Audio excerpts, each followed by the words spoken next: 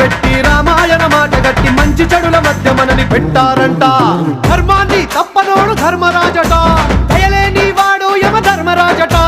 వీడి బాట నడవకుంటే వాడి వేటు తప్పదంటూ ఈ బతుకును నాటకంగా ఆడిస్తున్నారంట. రంగా రంగా రంగస్థలాన ఆడడానికంటే ముందు సాధనంటూ చెయ్యలేని ఆట బొమ్మలవు అంట.